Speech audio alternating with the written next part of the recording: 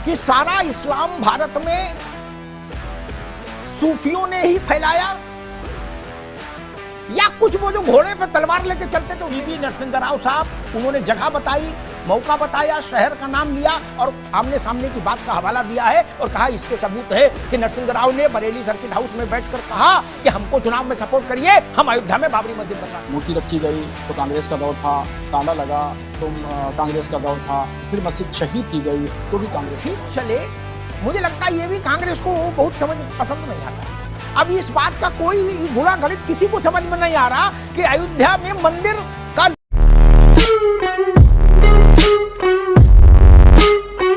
नमस्कार दोस्तों, आप सबका बहुत बहुत स्वागत है प्राइम डिबेट शो में। मैं हूं प्रदीप।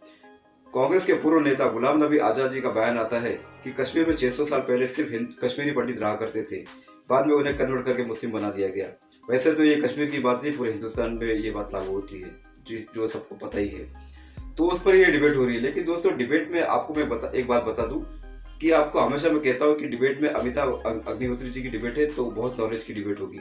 लेकिन इस डिबेट में अमिताभ अग्निहोत्री जी खुद चौंक गए कि मौलाना जी ने ये क्या कह दिया। जी हाँ, इस डिबेट में मौलाना जी को मैं प्रमुख रखा हूँ क्योंकि उन्होंने कुछ ऐसी पॉइंटेड बात कही है जो शायद किसी को ना पता हो, खुद अमिताभ अग्निहोत्री जी को भी पता नहीं थी।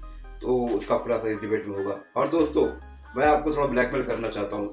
इस डिबेट का पार्ट सेकंड बहुत ही धांसू होने वाला है, लेकिन वो डिबेट सेकंड पार्ट में अपने सेकंड चैनल में डालूंगा। आपको पिन कमेंट पे और डिस्क्रिप्शन में उस सेकंड चैनल का लिंक मिल जाएगा। आप उस चैनल को सब्सक्राइब जरूर करना, क्योंकि सेकंड पार्ट बहुत ही ज़बरदस्त है। क्योंकि मैंने वो भी वीडियो बना के रखी है और वो कल दोपहर तक सेकंड चैनल पर डल जाएगी। तो आप सेकंड चैनल को सब्सक्राइब करते जरूर जाना। तो ये डिबेट तो बहुत ही धांसू बनी है और हम इस डिबेट को देखेंगे। तो चलिए शुरू करते हैं डिबेट। Let's start.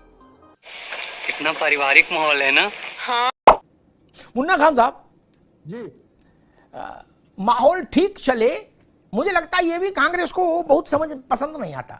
अब इस बात का कोई गुणा गणित किसी को समझ में नहीं आ रहा कि अयोध्या में मंदिर का लोकार्पण होना है 5 महीना के भीतर, ठीक? तब उस वक्त ये कहना कि अयोध्या का फैसला गलत था और मंदिर के लोकार्पण के बाद देश को जाना है लोकसभा चुनाव में और राहुल गांधी को लड़ना है अमेठी के बगल से चुनाव, अयोध्या के पास से। नहीं, ये ऐसा दिव्य ज्ञान अचानक से कहां से आ जाता है?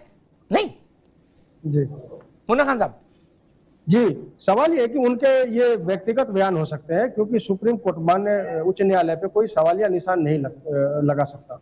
कोई सवालिया निशान लगाना भी नहीं चाहिए, एक बात। दूसरी बात, जो कोर्ट के फैसले थे वो सभी जात सभी समुदाय को मान्य थे। तो मैं समझता हूँ अब इस तरीके की बातें नहीं होनी चाहिए और पार्टी आला हाईकमान की तरफ से ये बातें नहीं होती है कि किसी भी उच्च न्यायालय पे या किसी जाति पे किसी समुदाय पे आप कोई बात रखते हैं, उसका व्यक्तिगत हो सकता है। दूसरी बात, अगर सवाल रही जो देश में आजकल माहौल चल रहा है उस पर, तो आपको दिख रहा है कि किस तरीके से देश में माहौल चल रहा है, किस तरीके से आज भाईचारगी बिगड़ रही है, लोगों को आपस में लड़ाया जा रहा है, हिंदू को मुस्लिम से, शमशान को कब्रिस्तान से, हिंदुस्तान को पाकिस्तान से, किस तरीके की जलील आपके पुराने नेता, आपके भूतपूर्व नेता, बड़े नेता, वो शहनवाज आलम नहीं, वो बड़े नेता थे, गुलाम नबी साहब, वो कह रहे हैं कि कोई दूसरा है ही नहीं भाई।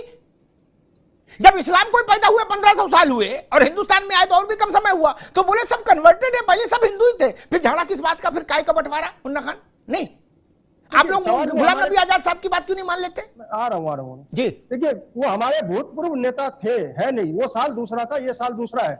अभी वो बेरोजगार है, तो बेरोजगारों को कुछ ना कुछ रोजगार चाहिए, तो इसलिए वो बेवहियात की बातें अब वो छेड़ रहे हैं। बात यहाँ, अगर वो समझदारी की बात करते, 52 साल का उनका राजनीतिक करियर रहा है गुलाम नबी आजाद का, वो खुद एक्सेप्ट करेंगे मैं 52 साल से राजनीति में हूँ, समाज सेवा में हूँ, तो उसे अभी समाज की बात करना चाहिए, समाज के हित की बात करना चाहिए, युवा के रोजगार की बात। मुन्ना खान, अभी रुकना होगा। ये कांग्रेस की बड़ी बीमारी है, हम बोलेंगे दूसरा नहीं बोलेगा, दूसरा बोलेगा तो हम कहेंगे ये शमशान कब्रिस्तान कर रहे हैं, हम बोलेंगे तो हम कहेंगे कि हम अकलियत के हक में खड़े हैं। दूसरा बोले, मनोज पंडित बोले शमशान कब्रिस्तान कर रहे हो, शहनवाज आलम बोले जिंदाबाद मेरे लाल, अटारी चढ़ के नारा लगा है, बोले दूसरा यतीमा बोले देखो कम्युनल सांप्रदायिक लोग। ऐसे नहीं होता, इसीलिए 400 से 40 में आ गया मामला। अब बताओ, खैर, कांग्रेस ने कहा गुलाम नबी हमारे भूतपूर्व नेता थे। केशव प्रसाद मौर्य कह रहे हैं कि गुलाम नबी ने जो कुछ कहा उसका मतलब सरल भाषा में ये मौर्य जी बता रहे कि जो मुस्लिम है वो भूतपूर्व हिंदू है और जो इस वक्त हिंदू हैं, मौर्य जी ने कहा वो अभूतपूर्व हिंदू हैं, क्योंकि वो तलवार के आगे झुके नहीं। कांग्रेस की वैचारिक स्थिति देख के मुझे याद आ गया अटल जी की एक बात। मौलाना साहब, उन्होंने कहा था कि बिरयानी और सेवई मिला के नहीं खाई जा सकती, अलग अलग खाई जा सकती है। क्या कांग्रेस ऐसा कुछ करना चाहती है क्या? ये लड्डू भी पकड़ ले, वो लड्डू भी पकड़ ले, मंदिर का ताला हमने खुलवाया, हमें भी क्रेडिट दो, हमें भी क्रेडिट दो। अच्छा दे दिया तो बोले फैसला ही गलत था मंदिर का। तो मौलाना साहब, एक और दूसरा मसला ये कि भूतपूर्व हिंदू और अभूतपूर्व हिंदू कैसे देख रहे हैं इस पूरे विवाद को? हिंदुस्तान में जो मुसलमान हैं, ये दरअसल तब्दीली मजहब के जरिए मुसलमान हुए। यहाँ पर दरअसल एक बात समझने की कोशिश करें कि यहाँ पर जो दूसरे यानी गैर मुस्लिम जो आबादियत थी, तो गैर मुस्लिम आबादियों में जब वो इस्लाम सूफिया ने फैलाया और सूफियों के जरिए उन्होंने मसावात कायम की, ऊंच नीच का दर्जा ख़त्म किया और पैगम्बर इस्लाम की खूबियाँ बयान की, इस्लाम की खूबियाँ बयान की और एक जोड़ने वाली, सबको समाज को जोड़ने वाली बातें की, तहरीक चलाई, तो उससे बहुत सारे लोग जो हैं वो उन्होंने इस्लाम कबूल किया, मुतासिर हुए, प्रभावित हुए। तो ऐसा करके यहाँ पर इस्लाम फैला। तो आने वाले अरब से जो लोग थे वो चंद लोग थे, और इतनी बड़ी तादाद में आज जो 30 करोड़ की आबादी हिंदुस्तान में मुसलमानों की है, तो यह आबादी वो सब यहीं की है जो कन्वर्टेड हैं। तो जो बड़े लोग कह रहे हैं, सियासी समाजी लोग कह रहे हैं, तो बात उनकी ठीक है, बात उनकी गैर मुनासिब नहीं है। ये तारीखी हकीकत है और तारीख में हमने इसको पढ़ा है। और एक तारीख में नहीं, जो इस तारीख इस्लाम का अगर मुताला करें या हिंदुस्तान में इस्लाम की आमद का पर लिखी गई जो किताबें हैं, मुर्रिखीन हैं, मुहक्किकीन हैं, जिन लोगों को लिखा है, अगर मुताला करेंगे, पढ़ेंगे, तो उसमें ये बात स्पष्ट तरीके से, वाज़ेह तरीके से ये मौजूद है कि हिंदुस्तान में इस्लाम नया मजहब है और यहाँ पे जो मुसलमान हैं, जो बड़ी तादाद में हैं, वो सब तब्दीली मजहब के जरिए ठीक बात मौलाना साहब, इस पर मत भिन्नता है कि सारा इस्लाम भारत में सूफियों ने ही फैलाया या कुछ वो जो घोड़े पे तलवार लेके चलते थे उनने भी फैलाया। क्या इस पे विवाद है? ये देश मानता है कि बड़ी तादाद में कन्वर्जन हुआ तलवार के जोर पर। जो लड़ गए वो नहीं झुके, जिनमें साहस था। जो नहीं लड़ पाए वो झुक गए राजसत्ता के सामने। अब्दाली से लेके शब्दाली तक, नादिर शाह से लेके और औरंगजेब तक पूरी एक श्रृंखला देख लीजिए। सूफियों के उससे कोई बहुत हुआ हो ऐसा इतिहास नहीं बताता मौलाना साहब। ये फैला इस्लाम, विस्तार इसने पाया जब इसमें राज्य की शक्ति लगी, तलवार की शक्ति लगी। मौलाना साहब एक बात बताइए, अब इसको आप प्रकृति का संकेत कहें, अल्लाह की मर्जी कहें, भगवान की मर्जी कहें, लेकिन समझ नहीं आता। बताओ, जब उत्तर प्रदेश का अध्यक्ष चुनना था, अब उस पर उनकी वो है कि उम्र तो सारी कटी, इश्क बुता में मोमिन नहीं।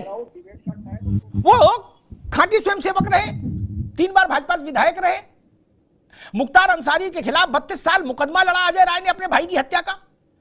और तब यही कांग्रेस की सरकार पंजाब में मौलाना साहब मुख्तार अंसारी को बिरयानी खिला रही थी और कैप्टन अमरिंदर इनके मुख्यमंत्री कर रहे थे, तुम्हें मेरी कसम जाना ना पंजाब छोड़ के। क्या वो तो भला योगी आदित्यनाथ की सरकार का कि वो उनको पकड़ लिया है।